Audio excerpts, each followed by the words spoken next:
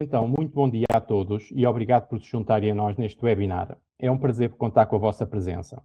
Antes de avançarmos, informamos que esta sessão está a ser gravada. Para quem não conhece a Incentia, somos uma empresa movida pelo princípio Technology for People. Acreditamos que a verdadeira performance nasce na interação entre pessoas e tecnologias, quando esta está pensada para simplificar, potenciar e gerar valor. A nossa visão passa por capacitar as organizações através de soluções que integram de forma inteligente as tecnologias existentes, aumentam a eficiência operacional e melhoram os resultados. A Incentia está presente em 7 países, a nossa sede em Leiria e temos escritórios em Lisboa, Porto e Braga. É precisamente neste contexto de simplificação, eficiência e resiliência que o tema deste webinar ganha especial relevância. Ao longo desta sessão, vamos abordar um tema que está na ordem do dia, o NIS 2. A resiliência das soluções, quer sejam tecnológicas ou de processos, são um tema cada vez mais crítico para as organizações. Na agenda de hoje, iremos abordar 3 tópicos principais. Porque a resiliência operacional é tão crítica num contexto de crescente complexidade, dependência da tecnologia e risco. O desenho de processos envolve equipas multidisciplinares e tecnologias capazes não só de resistir a incidentes, mas também de recuperar rapidamente e evoluir a partir deles. E, por fim, boas práticas e estratégias que os líderes de IT, de segurança e de gestão podem começar a aplicar desde já nas suas organizações. Sendo que o NIS 2 envolve um conjunto alargado de obrigações que não cabem numa única sessão, o que propomos hoje é a nossa perspectiva sobre o ponto de partida essencial para quem precisa de começar de forma estruturada ou de validar se o que já está implementado está de acordo com as necessidades do negócio. No final deste webinar teremos um momento para perguntas e respostas. Assim, podem ir colocando as vossas questões ao longo deste webinar através do nosso chat e no final teremos todo o gosto em responder. Para nos falar sobre estes tópicos, hoje contamos com a presença de Hélia Pinto, que é consultora sénior e team leader da equipa Security da Unidade de Negócios Systems. A Hélia, entre outras, é auditora certificada ISO 27001, sendo uma das nossas especialistas em compliance normativo na área da segurança da informação, com uma vasta experiência em implementação de anteriores regulamentos, como o RGPD, RGPC, DORA, assim como o normativo ISO 27001. Para quem está menos familiarizado, a ISO 27001 é uma norma internacional de referência para sistemas de gestão de segurança da informação, servindo como base para muita da legislação que tem saído, como é neste caso o NIS 2. Vou então passar a palavra a Hélia para nos falar um pouco desta temática. Hélia. Olá, muito bom dia. Meu nome é Hélia Pinto, então deixem-me só aqui um minuto para eu tentar fazer aqui a partilha convosco da minha apresentação. Por favor, confirmem que já estão a ver. Podes avançar. Pronto, ok. Então, o meu objetivo hoje é falar-vos um bocadinho acerca desta construção da resiliência e eu começo por dar aqui um pouco de contexto. Já é conhecido que a NIS 2 tem o objetivo de regular aqui um conjunto de obrigações com vista a promover uma resiliência que é comum. Ela tem que ser comum às entidades com uma maior robustez e a nível de sistemas e redes. E isto porquê? Vamos olhar agora um pouco também para o nosso panorama atual para percebermos o porquê desta resiliência.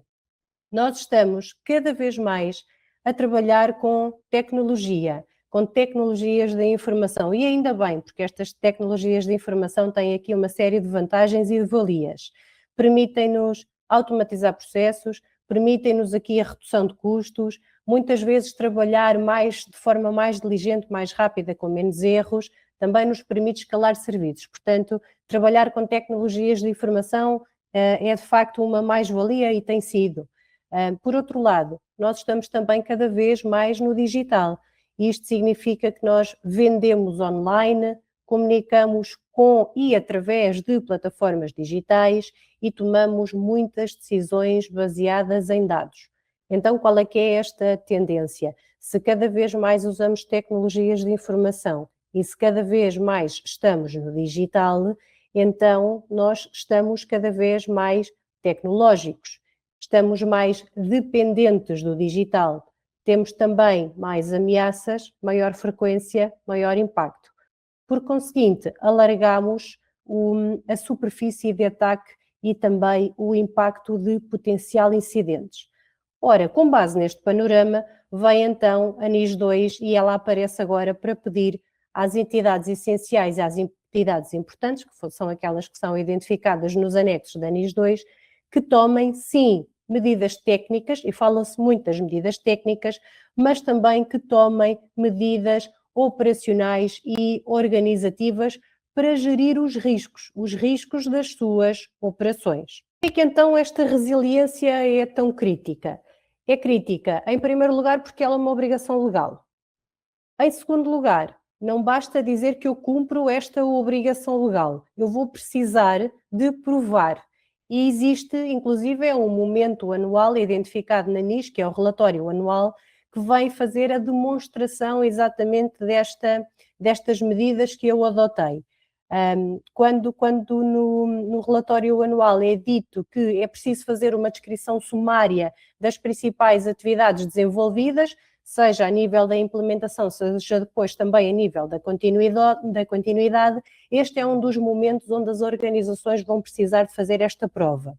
E a segunda prova está identificada também no relatório anual, quando é dito que estas entidades essenciais e importantes vão ter que partilhar qual é que foi a estatística trimestral, não só dos incidentes relevantes, mas também de todos os incidentes, inclusive com número e tipo de incidentes. Portanto, há aqui dois momentos onde eu vou ter que provar, então, a minha resiliência e de que forma é que eu a adotei para dentro das nossas organizações.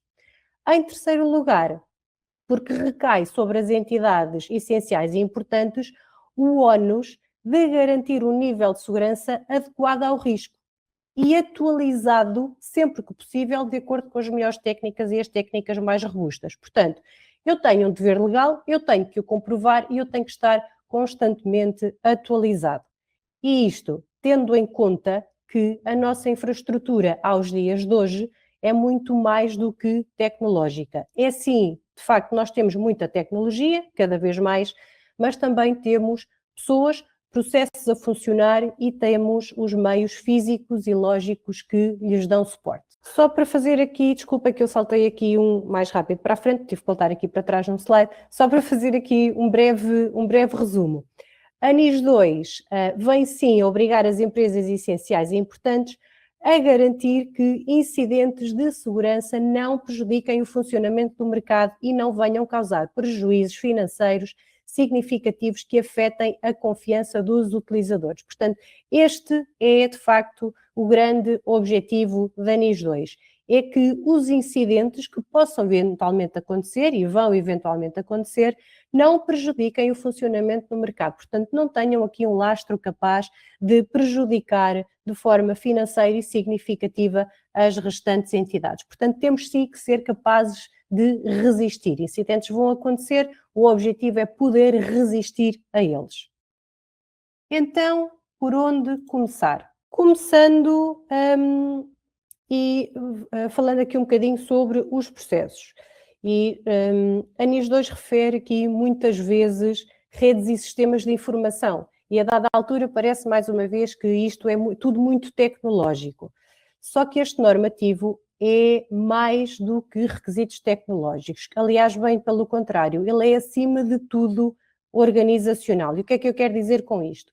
Se nós atendermos aqui ao artigo 21 da NIS 2, os requisitos que são ali identificados são tipicamente requisitos relacionados com processos. Continuidade de negócio é um processo, gestão de riscos é um processo, tratamento de incidentes, a gestão da cadeia dos fornecedores, a gestão de crises, a avaliação da eficácia das medidas que foram, entretanto, implementadas, a formação e a sensibilização são essencialmente processos. Isto porquê? Porque a organização vai ter que olhar para dentro da sua estrutura, perceber em que momento é que esta continuidade vai acontecer, como é que vai acontecer, quem é que são estas pessoas, como é que vamos gerir os riscos, através de que plataformas, que riscos é que são estes. Portanto, nós vamos aqui começar primeiro por mapear, conhecer a nossa organização e mapear estes processos, percebendo como é que eles vão então ser operacionalizados dentro das nossas entidades. Depois, como e porquê desenhar estes processos? Os processos vão ser uma mais-valia dentro das nossas organizações. Vão auxiliar na percepção das necessidades e estes processos vão conseguir permitir evitar investimentos errados, pois eles vão tornar estes riscos mais visíveis, ou seja, eu vou investir porque eu percebo que este risco é real e este risco é importante. Vão também, os processos organizados, estruturados, vão também permitir a visibilidade para priorizar os investimentos face ao risco. Portanto, nem todos têm o mesmo risco, nem todos têm o mesmo grau de risco, uns eu vou ter que resolver primeiro e estes processos vão permitir priorizar estes investimentos. E vão também potenciar a escolha de tecnologia associada a um propósito que foi, entretanto, previamente definido. Portanto, vão ajudar sim na percepção da necessidade, mas também vão facilitar na responsabilização da gestão. Aliás, a NIS 2 responsabiliza diretamente os órgãos da gestão e estes processos têm que estar muito bem definidos, primeiro para fazer aqui a demonstração da conformidade e para que estes órgãos de gestão consigam demonstrar que efetivamente houve ali um compromisso, depois para provar a diligência estruturada de acordo com aquilo que são os riscos da própria organização e de acordo com o que é o contexto da organização, mostrar que estas decisões não são improvisadas, portanto não aconteceram só por conta de determinado cenário, elas aconteceram por um contexto, foram pensadas, foram organizadas, foram estabelecidas e depois porque também reduzem o risco pessoal dos gestores, porque são pensadas antes. Sem processos, a empresa não vai conseguir demonstrar que geriu o risco de forma consciente. Sem processos claros, a tecnologia não protege, as pessoas improvisam e a continuidade do negócio pode ficar em risco. Portanto, criar processos é trazer valor para o negócio. Como é que eu começo a desenhar então estes processos que são tão essenciais? E desenhar processos começa com perceber o que é crítico para o negócio e como é que as pessoas devem agir quando algo correr mal ou quando algo corre mal. Em primeiro lugar, foco no negócio. Qual é que é o meu negócio? Qual é o meu contexto? Quais são as minhas partes interessadas? O que é que eu tenho de proteger? Em quanto tempo e quem é que me vai ajudar? O que é importante para mim? Portanto, quais é que são os meus riscos? Depois, identificar quais é que são os meus processos essenciais para cada uma das organizações. E aqui não falamos só dos processos de negócio, mas também falamos dos processos que vão ligar com a gestão de risco de segurança. Falamos, por exemplo, do processo ou do procedimento de gerir acessos, de gerir recursos, a gestão de incidentes, a gestão dos fornecedores. Portanto, que processos é que são essenciais para eu começar a organizar aqui a minha cadeia de evidências? Depois, processos que funcionem. Os processos precisam de estar alinhados com a cultura da organização, precisam de ser simples de perceber pelos seus utilizadores, porque vão ser eles que vão executar, e precisam de caber na dinâmica do negócio e das atividades de acordo com aquilo que é o dia-a-dia das nossas organizações. E por fim, e só aqui, é que nós vamos ligar os processos à NIS 2.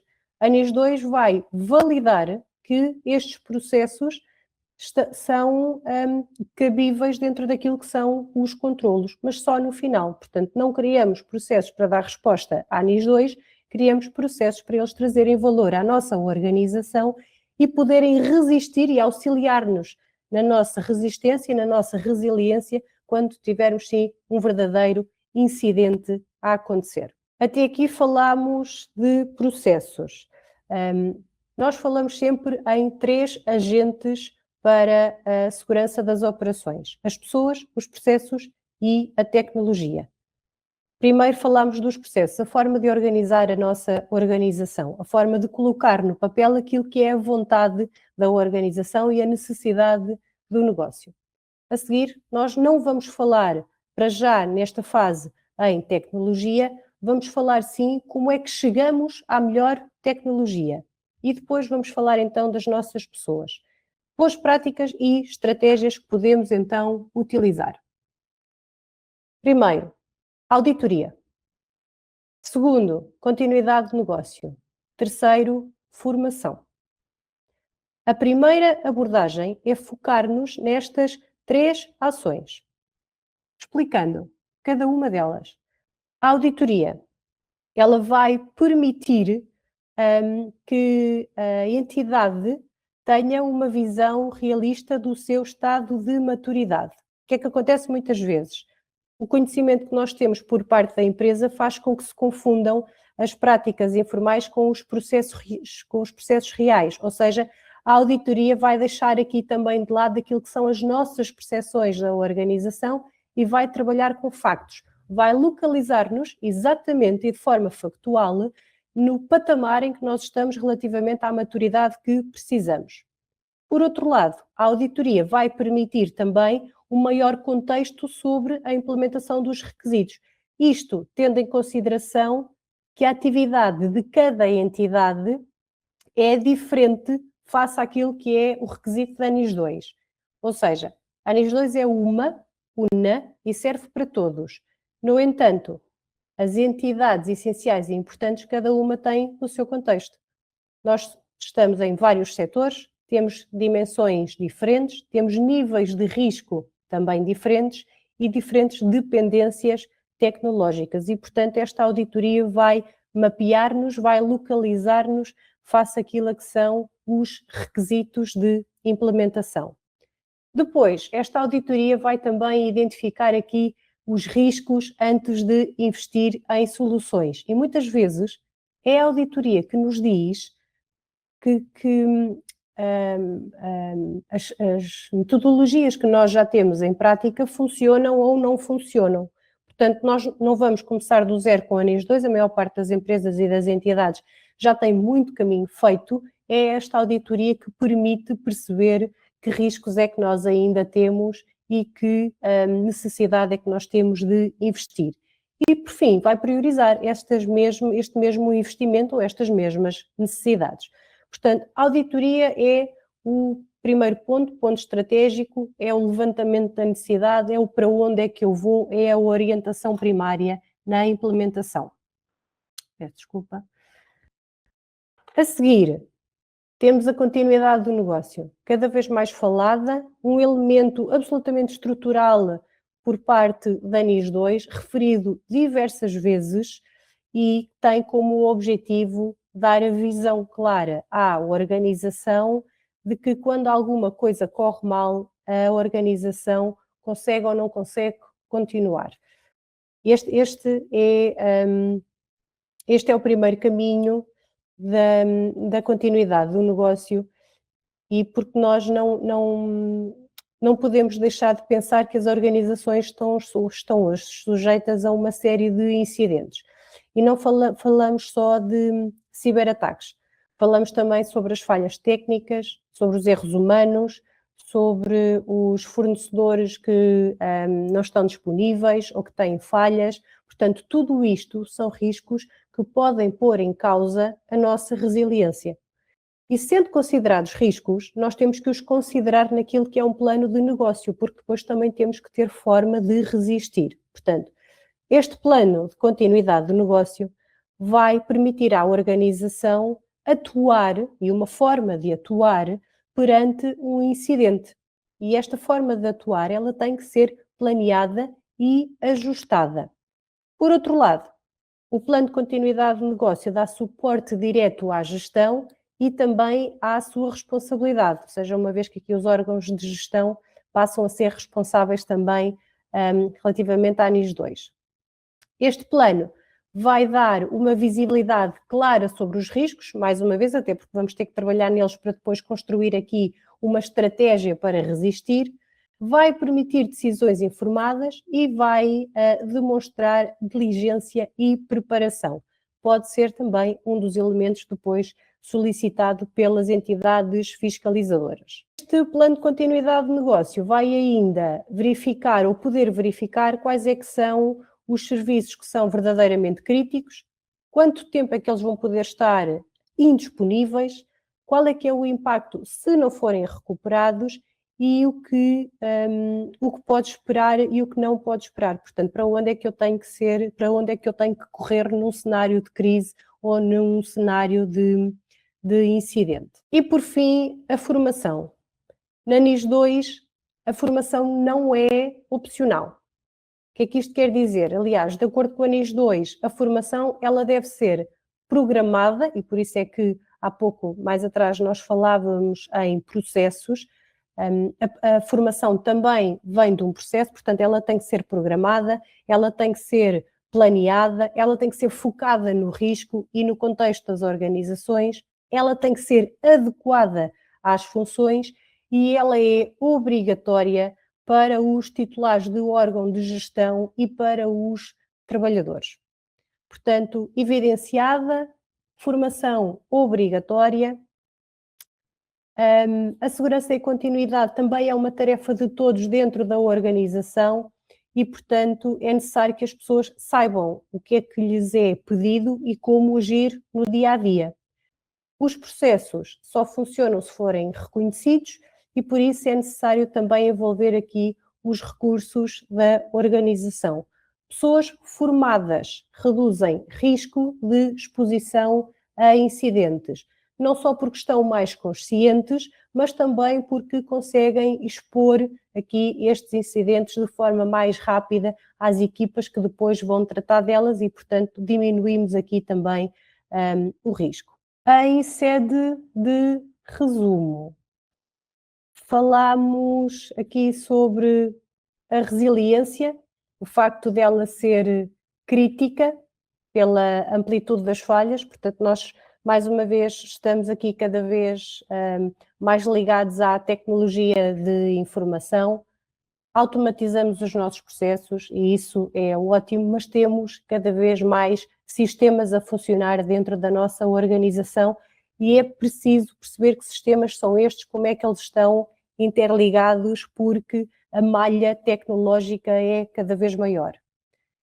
Ter falhas é diferente de conseguir resistir a elas.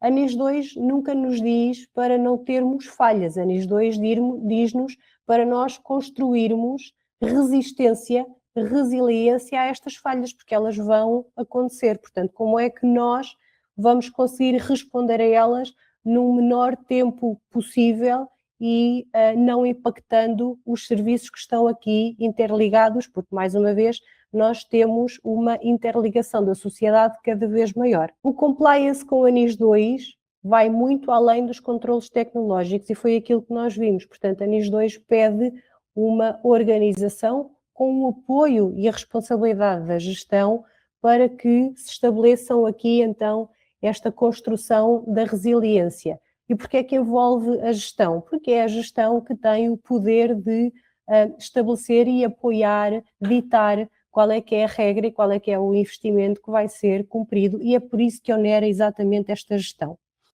Mais do que controlos tecnológicos, é preciso fazer a organização dos controlos também organizacionais, estabelecer quais é que são então estas regras. Os processos são a base do caminho a seguir. Se nós não tivermos a identificação de como é que eu faço, com quem é que eu faço e qual é que é o meu objetivo, vamos comprar uma série de ferramentas que nos vão auxiliar que podem não ter propósito.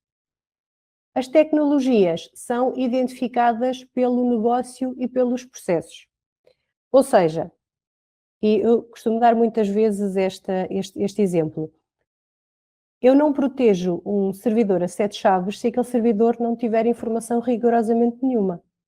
Ou eu não fecho com as mesmas 7 chaves um servidor que tem informação crítica e um servidor que tem informação pública.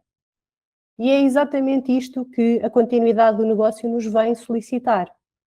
A NIS 2 diz-nos o seguinte: empresas, entidades, olhem para o vosso negócio, percebam o que é crítico, qual é que é a cadeia de impacto fora da organização e junto das vossas partes interessadas e estabeleçam controlos para resistir a incidentes e a riscos. Quais riscos? Os riscos do negócio destas mesmas entidades essenciais e importantes. Em jeito de resumo, também, as equipas já estão, na maioria dos casos, nas empresas. E é por isso que, sabendo disto, a própria NIS 2 refere que é preciso formar. Pode haver situações em que é preciso contratar alguns serviços fora da organização, mas no dia a dia, a maior parte das empresas tem que garantir que as equipas que têm dentro da organização consigam dar resposta, pelo menos na primeira linha, na detecção do incidente.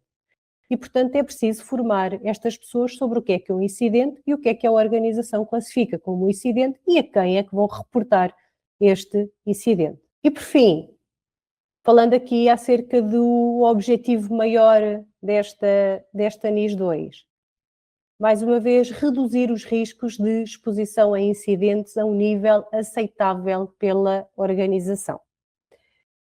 O objetivo da NIS 2, mais uma vez, e fazendo aqui o reforço, é que as empresas consigam resistir a riscos, a incidentes, a paragens do negócio e que não afetem a cadeia de abastecimento e as partes interessadas, obviamente. A NIS 2 não alarga muito aquilo que são os controlos, dita ali uma série deles, mas não significa que eles sejam implementados por todas as empresas da mesma forma. Mais uma vez é preciso olhar para o nosso negócio, olhar para aquilo que é a nossa continuidade de negócio de cada uma das entidades e estabelecer o melhor caminho.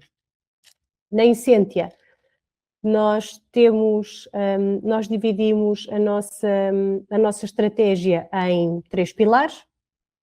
No primeiro pilar colocamos a proteção e a resiliência, aliás, o tema de hoje do nosso webinar. Em seguida, o comportamento e as pessoas e, por último, a gestão de governance e risco. Do meu lado, estou à disposição. Lúcio, deixo-te agora a ti com a explicação destes 3 pilares que são então a nossa estratégia. Obrigado, Hélia, pela tua partilha. Vou aqui então. Ok. Já estão a ver o meu ecrã, certo, Hélia? Sim. Ok, tá, obrigado. Pronto, então como a Hélia falou, fizemos aqui uma divisão dos nossos vetores ou pilares para ajudar a responder aqui à diretiva NIS 2, em que cada um dos pilares é subdividido em várias soluções e em várias áreas que precisam de ser tratadas dentro das organizações.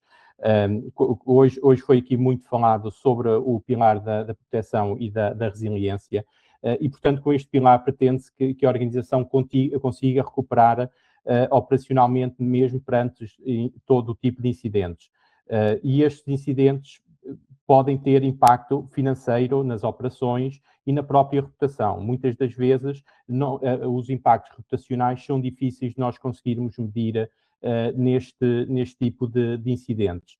Tudo depende da exposição mediática que a empresa tem, da exposição que o incidente teve perante a comunidade em que se insere, perante o setor da própria empresa. Portanto, os impactos operacionais são fáceis. A empresa esteve parada durante 2 dias, é fácil de calcular o impacto financeiro, agora os custos reputacionais acabam por ser bastante difíceis de calcular.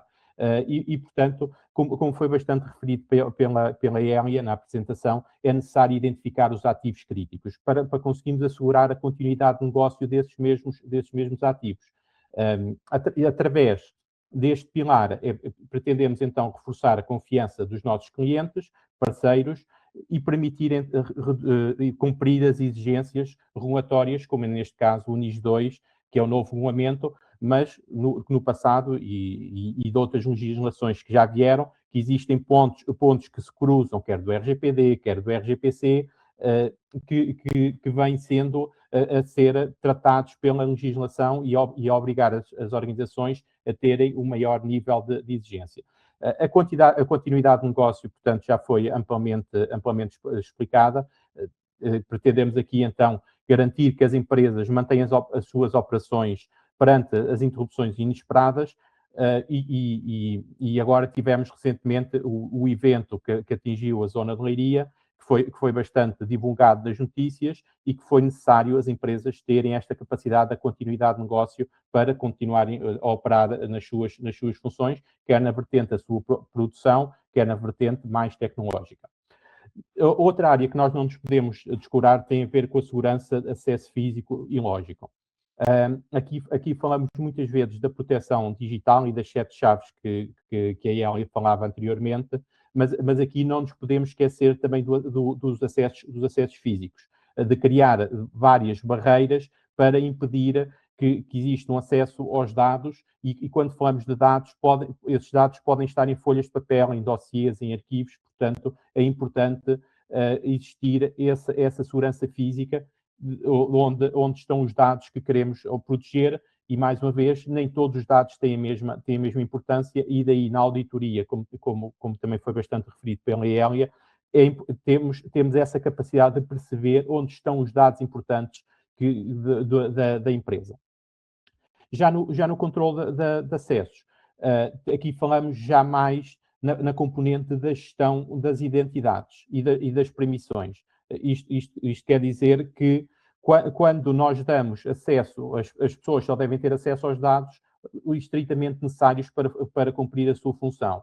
Mesmo que não exista intenção de causar dano reputacional, se existir um acesso indevido com as credenciais e tiver mais acessos que aqueles que eram necessários, pode haver uma maior fuga de informação. Passando aqui para outro vetor, quando falamos da criptografia, esta aqui assegura que a proteção dos dados em qualquer dispositivo, com a tendência tecnológica que tem existido de termos a informação em todo um lado, esteja disponível nos smartphones, nos computadores portáteis, nos computadores que estão dentro do perímetro da organização, é necessário que esses dados se encontrem protegidos e que se encontrem cifrados em qualquer um dos estados em que eles estão. E existem aqui 3 estados, que é quando eles estão armazenados, portanto não estão a ser utilizados, seja num arquivo num servidor, num SharePoint, ou numa própria prateleira dentro da organização. Quando estão em trânsito, quando eu envio a informação para fora, tenho que garantir que aquela informação vai encriptada de forma a que só apenas o destinatário é que tenha acesso àquela informação confidencial e, portanto, e que também quando estão em utilização. Eu, quando estou a utilizar os dados e tenho os dados expostos no meu computador, garantir que eles mesmos se encontrem protegidos.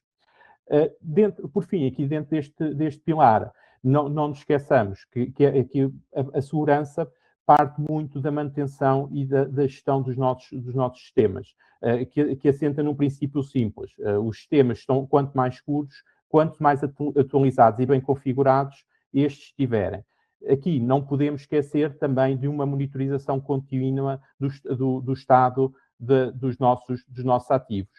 Os ativos foram instalados, foram configurados, mas passado algum tempo é preciso continuar a manter essa configuração, até porque vão saindo novas vulnerabilidades, vão saindo novas diretivos dos fabricantes dos softwares que têm que ser mantidos e atualizados. Passando aqui para o outro pilar na nossa da estratégia da Incentia, que é o comportamento e as pessoas.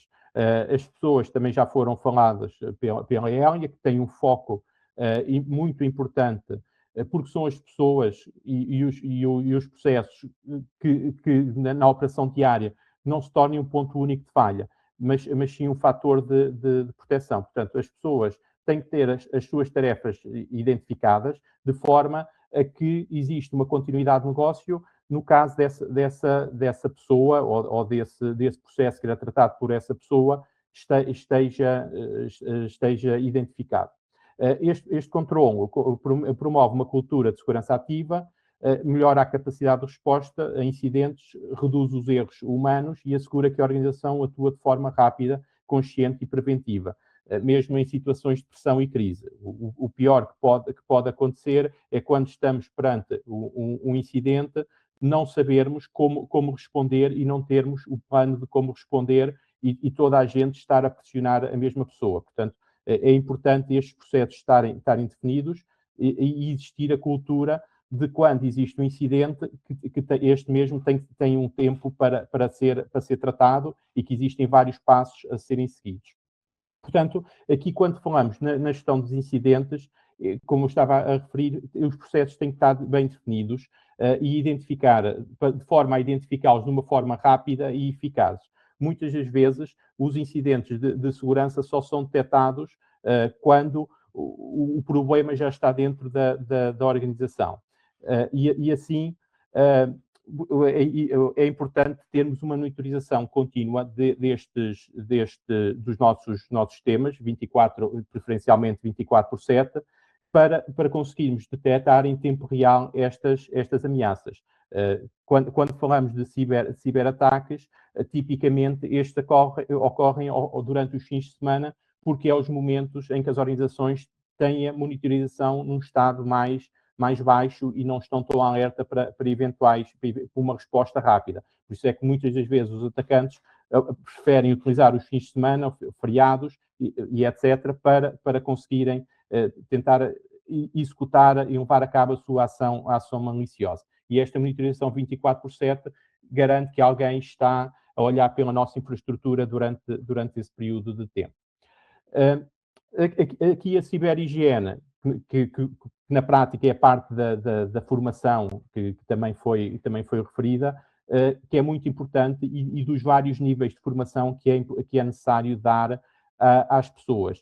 Porque as pessoas são a primeira linha de defesa contra o risco. Eu estar preparado como responder se tiver um mail suspeito ou tiver uma informação que vem no e-mail que possa ser suspeita. Portanto, as pessoas estando alerta para esses impactos, será sempre mais fácil de prevenirmos do que depois corrermos atrás do prejuízo.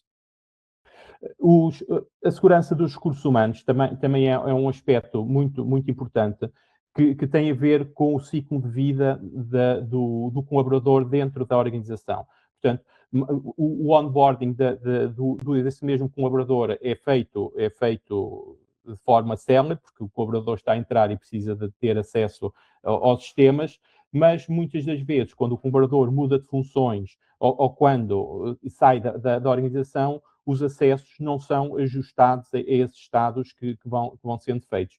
E o que acontece tipicamente é que eu fiquei com acesso a informação que já não tem essa necessidade. Portanto, mais um fator de risco.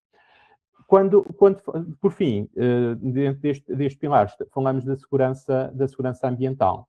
E aqui é importante também garantirmos que as condições físicas estão de acordo com as necessidades do nosso negócio. Portanto, quer seja para armazenar ativos tecnológicos, com condições de umidades e temperaturas adequadas para o correto funcionamento, quer da própria documentação, se a mesma está de forma acondicionada da melhor forma. Por fim, passamos para o último pilar, que é o governance e risco, que este pilar assegura que a segurança é gerida de uma forma estratégica, mensurável e alinhada com o negócio. A Hélia, durante a apresentação, falou muitas vezes de alinhamento com o negócio, que é o negócio que importa no fim de contas.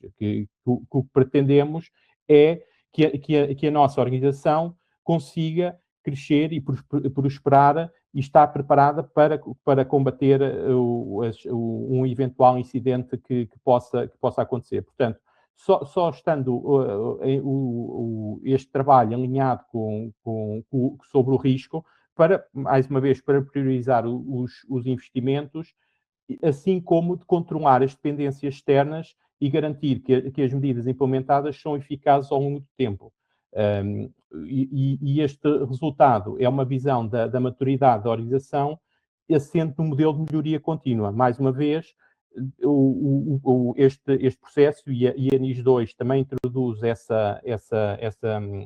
este novo dado, que é a melhoria contínua dos nossos processos, de forma à medida que vamos evoluindo na nossa maturidade da organização, ou que vai acontecendo um incidente, consigamos evoluir na nossa estratégia de segurança.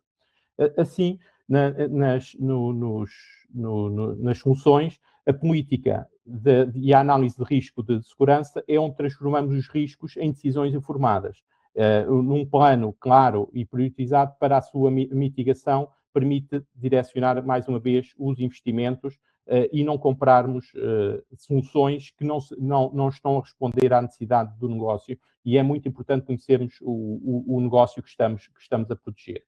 A segurança da cadeia de fornecimento também é dos aspectos muito importantes, e aqui é um tópico que depois a Hélia também pode explorar um bocadinho melhor, que tem a ver com a nossa relação com as outras organizações e onde a NIS2 se vai encaixar e obrigar empresas que não estavam, que não necessitam de cumprir o NIS2, mas fornecem serviços ou bens a uma empresa que está dentro da NIS2, vai obrigar, então, a também termos aqui a implementação do NIS2 em determinadas organizações derivada deste facto, mas deixo este tópico para a Hélia explicar um bocadinho mais à frente. Hélia, se quiseres, podes avançar já para... Sim, se calhar posso, até porque, entretanto, também já sei que temos aqui uma questão sobre esse aspecto. Só aqui explicar que nós falámos muito durante este webinar nas entidades essenciais e nas entidades importantes, e a determinada altura parece que de facto são só estas que estão aqui diretamente ligadas. Nós temos dois tipos de entidades que estão obrigadas ao cumprimento da NIS2. Entidades diretas, que são aquelas que estão identificadas e que estão categorizadas como entidades essenciais e como entidades importantes, mas depois temos as indiretas, que são a cadeia de abastecimento, ou seja, são todos os fornecedores, todas as entidades que tenham impacto na atividade de negócio destas empresas consideradas importantes e consideradas essenciais. E isto vai fazer com que nós até podemos não ser uma das empresas que está identificada nas entidades importantes e nas entidades essenciais. No entanto, se nós formos um dos fornecedores que estas entidades considerem críticos ou de relevância, eles vão solicitar-nos a nós o cumprimento também com a NIS2 e vão nos ditar requisitos e vão nos impor controlos, o que significa que esta abrangência, portanto, estas empresas que estão aqui identificadas têm um lastro muito maior do que só aquilo que são consideradas as entidades essenciais e as entidades importantes. E preciso ainda de falar também aqui de uma exceção. Há o artigo 26, se não me falha a memória, da NIS2, tem lá uma exceção onde diz que pode haver também pode estar ainda dentro da abrangência do cumprimento da NIS2 uma entidade que seja crítica devido à sua importância a nível nacional, a nível regional e pelo serviço que causa. Ou seja, o que é que isto quer dizer? Quer dizer que a minha atividade pode ser tão crítica para a região, tão crítica para determinadas entidades, que eu não preciso de cumprir com o critério que é o critério dos 50 ou mais trabalhadores e um volume de negócio anual superior a 10 milhões. Ou seja, nós temos aqui um lastro muito maior do que aquele que está só ligado às entidades críticas e às entidades essenciais. Também posso partilhar convosco que, entretanto, o Centro Nacional de Cibersegurança já criou um simulador para auxiliar as empresas a perceberem ou não se estão dentro da obrigação da NIS2. E, portanto, também depois podem usar este simulador, basta ir ao site do Centro Nacional de Cibersegurança e tem logo lá o banner do simulador para fazerem também esta simulação. Agora, o próprio, só aqui mais um alerta, o próprio centro refere lá num aviso que pode não ser a informação, como é por sistema, portanto, informação automatizada, pode não ser fidedigna o suficiente, está bem? Ok, obrigado, Hélia, por esta adição de informação. Portanto, para terminarmos então aqui dentro da governance e risco, temos então a segurança na aquisição e desenvolvimento e manutenção das soluções que são utilizadas internamente, que é importante passarem por uma validação contínua da segurança.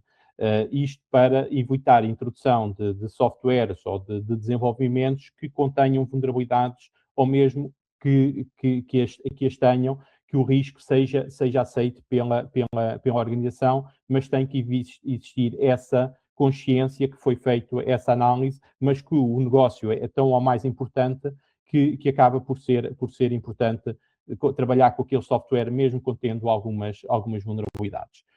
E, por fim, aqui falamos da avaliação da eficácia, como é o caso das auditorias regulares, que fecham o ciclo da governação, garantido que está tudo a funcionar da forma como está definido nos processos e na documentação da organização. Como foi falado também anteriormente pela Hélia, precisamos ter uma visão clara e um caminho para depois podermos continuar e fazermos as melhorias contínuas da nossa segurança, da nossa organização. Portanto, na nossa abordagem, estas práticas permitem às organizações gerir o risco de uma forma consciente e alinhada com a estratégia do negócio para estarem preparadas para as exigências atuais, como é o caso da NIS 2. Portanto, é muito importante termos este caminho e o intuito deste webinar era efetivamente lançarmos aqui algumas pistas para começar, para quem ainda não começou e para quem ainda quer começar este caminho, de conseguirem estruturar e não ter que se refazer trabalho. E mais uma vez, como a Hélia refrisou bastante, e eu não gosto reforçar esta mensagem, que é as auditorias para percebermos o que é importante para o negócio. Uma visão externa, uma opinião de outra entidade é mais fácil do que apenas com processos internos que muitas das vezes estão condicionados e enviesados. Portanto, vamos abrir então aqui o tempo para respondermos aqui a algumas questões. Antes de avançarmos aqui para as questões, queria colocar aqui uma, porque falámos muito do risco e o risco acaba por ser algo que tem que ser tratado. E o que eu pedi à Hélia é como é que as organizações, todos os riscos são iguais, como é que as organizações conseguem identificar os riscos, o risco de uma organização, de um determinado aspecto, será o mesmo para outra organização. Hélia, queres partilhar um bocadinho sobre o risco e a gestão do risco? Os riscos podem ser muito parecidos e podem ser ao mesmo tempo muito diferentes, porque a NIS 2, contrariamente àquilo que acontece com a 27001, a NIS 2 não tem um âmbito. Portanto, quando nós falamos de um sistema, e muitas empresas que já estão certificadas em normas ISO vão perceber aquilo que eu vou dizer agora.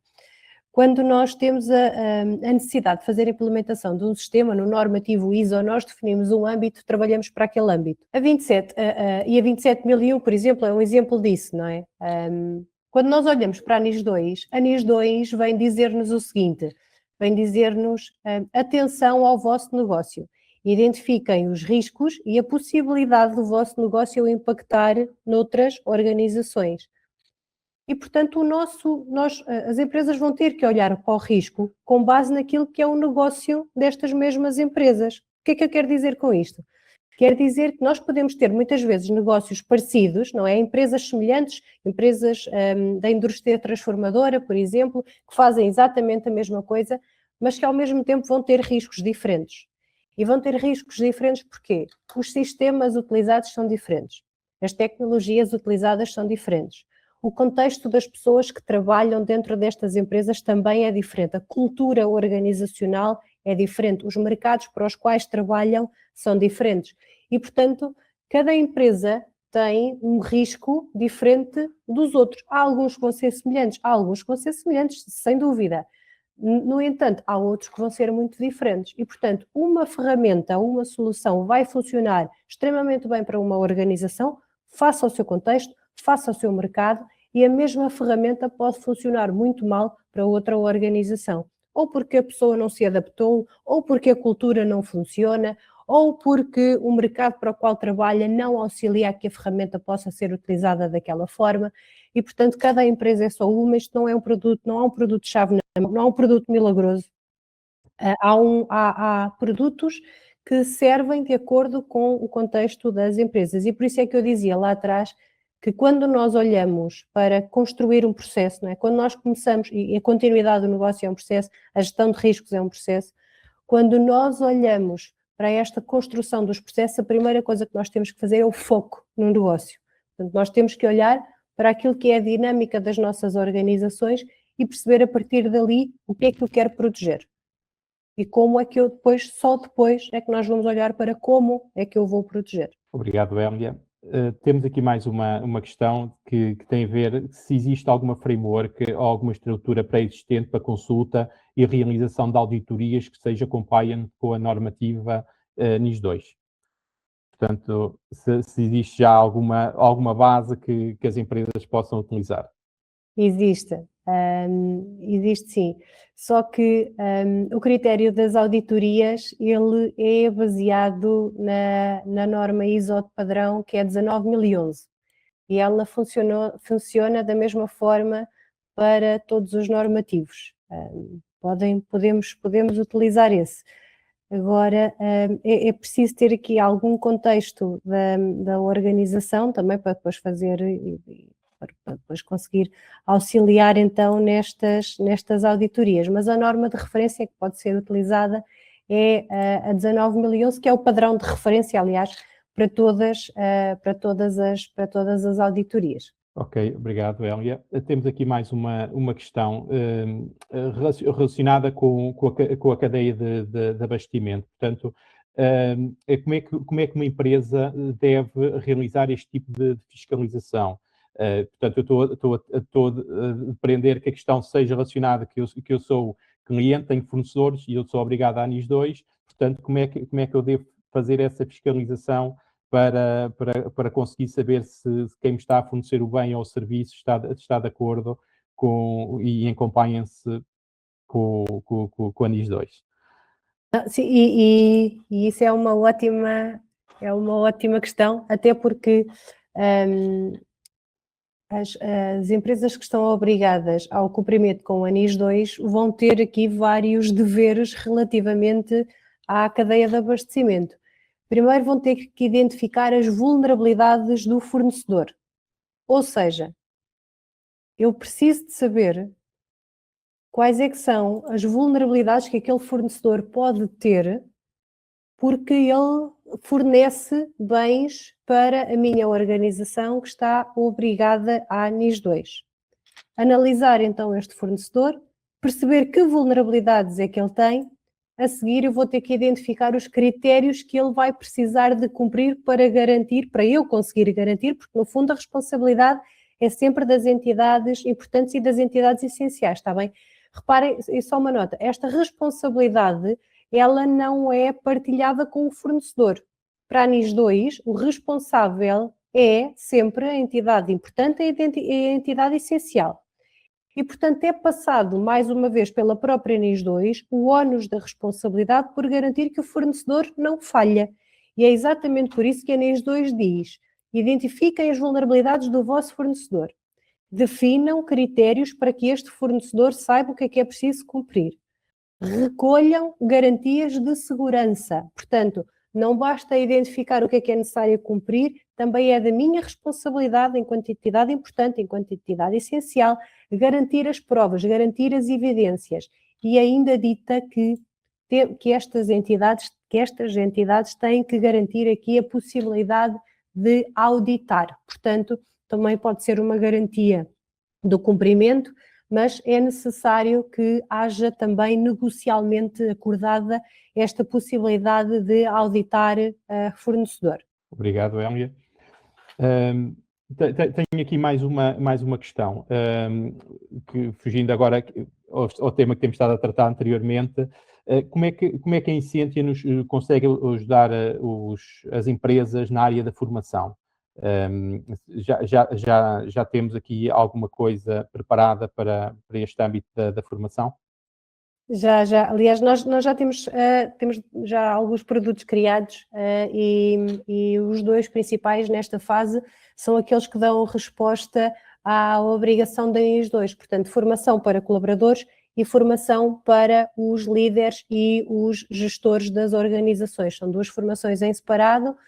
A dos colaboradores vai fazer aqui, vai identificar aqui quais é que são as boas práticas, sinais de alerta, como é que podem fazer chegar, como é que identificam o que é um incidente, o que é um evento, esclarecer aqui algumas noções básicas para os colaboradores conseguirem detectar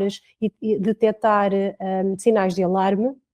Por outro lado, a formação para os gestores e os líderes das organizações, para poder explicar-lhes qual é que é a responsabilidade que está agora a recair em cima dos ombros destas pessoas e como é que há aqui a possibilidade de fazer a demonstração das evidências e qual o caminho a seguir. Portanto, nesta fase nós temos aqui já alguns produtos, falamos em formação certificada, portanto, formação que também pode ser utilizada aqui para a identificação da evidência também das horas de formação obrigatórias a nível do Código de Trabalho e formação útil também em matéria da segurança das nossas organizações. Qual é que é o modelo das formações, ou qual é que é as possibilidades de formações online, presencial? Nesta fase temos os dois regimes, portanto nós podemos fazer sim formação presencial, mas também podemos fazer formação online, que aliás tem sido também muito abordada ultimamente, porque há muitas pessoas também em deslocadas e portanto é uma mais-valia também termos aqui este modelo em regime remoto. Obrigado, Hélia. Não sei se existem mais questões que queiram ainda colocar. Eu aproveitava aqui mais um. Estamos mesmo a chegar aqui ao fim do nosso tempo. Era só para colocar mais uma questão sobre as auditorias e um bocadinho daquilo que falámos ainda há bocado, neste caso foi da auditoria à cadeia de abastecimento, mas falando um bocadinho das auditorias, como é que essas auditorias devem ser feitas? Se devem ser feitas pela entidade externa? Eu ainda há bocadinho referi isso um bocadinho na minha apresentação. Se devem ser feitas por entidades externas, se devem ser feitas internamente. Como é que vês a parte das auditorias e do levantamento dos processos? Separando. As auditorias, sempre que possível, devem ser feitas com recursos externos. E estes recursos externos podem ser recursos externos à organização ou recursos externos à área de negócio. O que é que eu quero dizer com isto? Há que haver algum afastamento, uma certa idoneidade, quando estamos a auditar a nossa própria organização. E muitas vezes esse afastamento não é possível. E é isto que a norma nos vem dizer. A norma vem dizer, auditem, mas auditem de forma factual. Por isso é que há bocadinho, quando falávamos nas auditorias e falávamos nas auditorias dos factos, muitas vezes é muito difícil uma pessoa que está dentro da própria organização conseguir auditar factualmente, porque ela conhece o contexto, ela sabe porque é que a medida foi implementada e ela vai defendê-la. E, portanto, às vezes não tem o afastamento que é necessário. E por isso é que se diz que as auditorias devem ser feitas de forma externa. Mas ser feitas de forma externa não significa que tenham que ser obrigatoriamente feitas por uma empresa externa. A organização pode ter recursos formados, capazes, conscientes, dentro da organização para conseguir levar essa auditoria, ainda que com os recursos da própria organização. Desde que tenha aqui um certo afastamento do contexto e do negócio, porque senão vai nos dar resultados enviesados face àquilo que é o panorama real da organização. Obviamente que se tivesse que aconselhar, aconselharia que a auditoria fosse externa. Primeiro, por uma visão afastada da realidade, pela possibilidade de uma visão crua e pela explicação também, muitas vezes, por parte de um auditor do cenário que está a encontrar e do porquê que é uma não conformidade ou porquê que é um risco. Dos processos, eu diria que aqui é um trabalho conjunto, um trabalho externo com um trabalho interno, porque externamente alguém que venha auxiliar uma organização vai conseguir identificar qual é que é o controlo que os normativos, sejam eles quais forem, seja a NIS 2, seja o Regulamento Geral da Proteção de Dados, seja uma 27001, seja um DORA, qualquer um destes regulamentos tem uma série de controlos e alguém externo vai conseguir clarificar o nível de cumprimento que é preciso para este controlo. No entanto, quem conhece o negócio são as pessoas da própria organização e muitas vezes estas pessoas, e nós já passamos por isto várias vezes, muitas vezes estas pessoas fazem gosto que determinado processo ou procedimento se mantenha o máximo possível dentro da mesma forma, porque é assim que ele funciona e é assim que ele vai continuar a funcionar e é assim que a organização quer que ele funcione. E, portanto, eu diria que aqui é necessário uma combinação dos dois fatores. Alguém externo que conheça o normativo e que consiga orientar para aquilo que é a vontade da organização, em manter também já alguma padronização daquilo que são os processos que muitas vezes as empresas até já começaram a construir. Obrigado, Hélia. Temos aqui mais duas perguntas que vou aproveitar para colocar. Aqui uma delas é no seguimento para além da formação que estávamos a falar há bocadinho, temos esse serviço tabulado e hoje escolhemos trazer aqui 3 tópicos para esta sessão, que foi a auditoria, a formação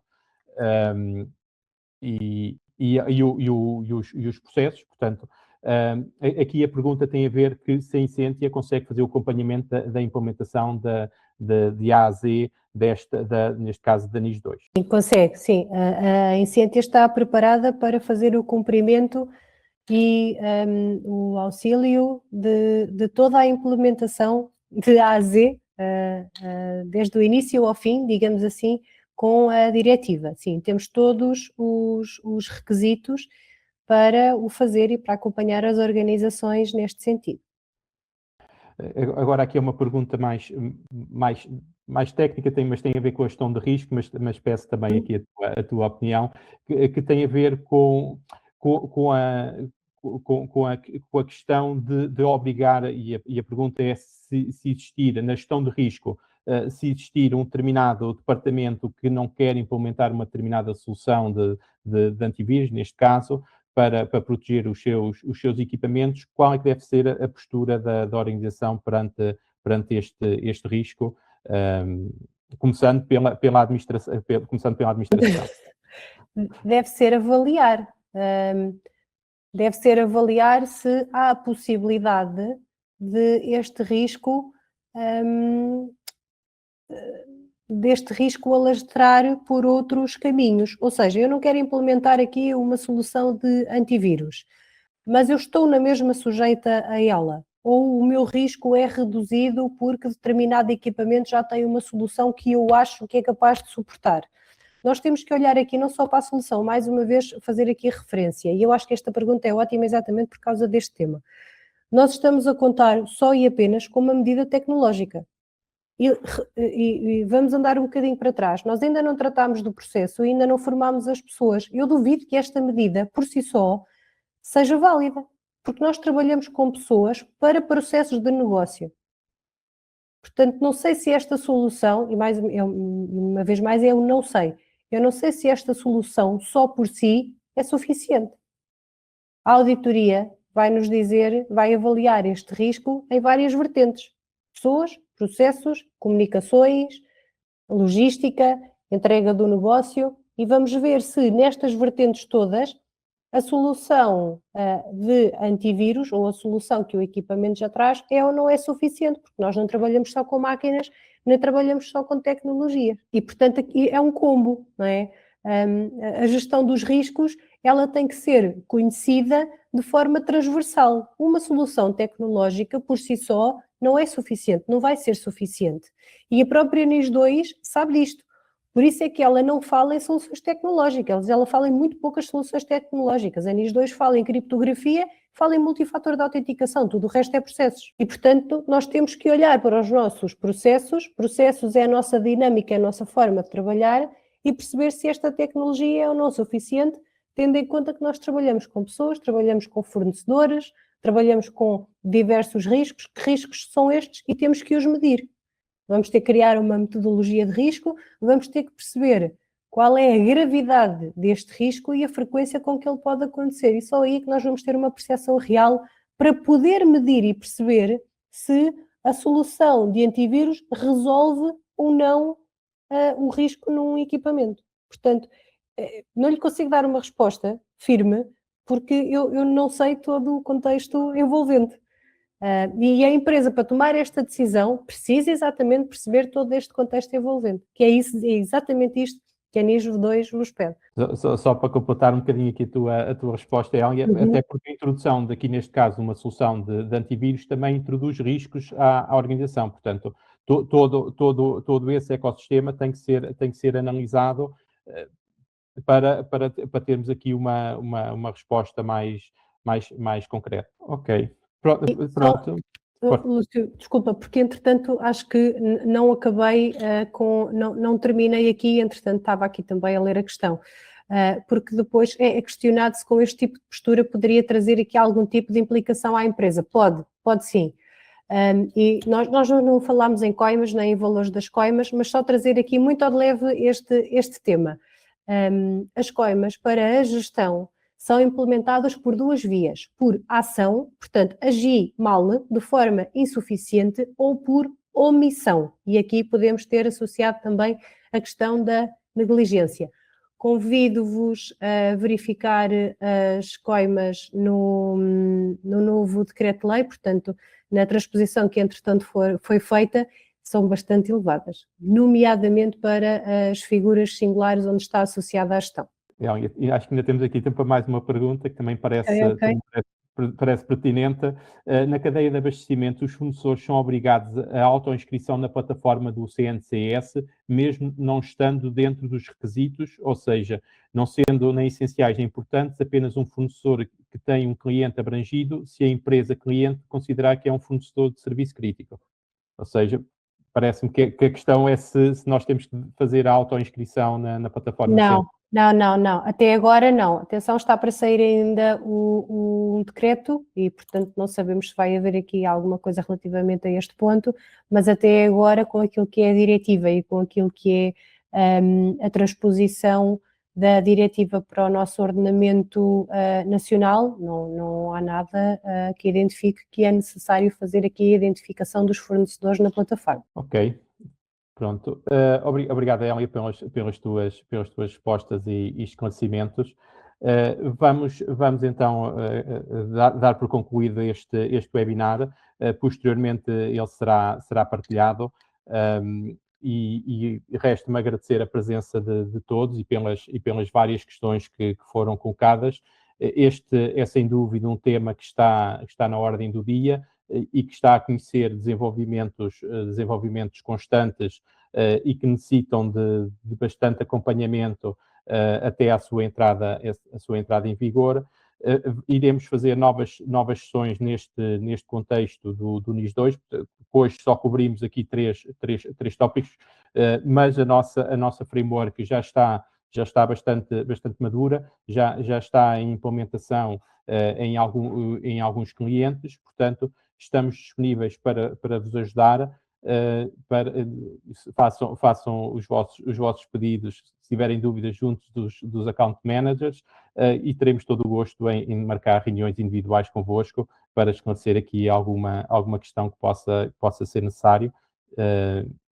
E obrigado pela vossa presença. Obrigada. Adeus, até breve.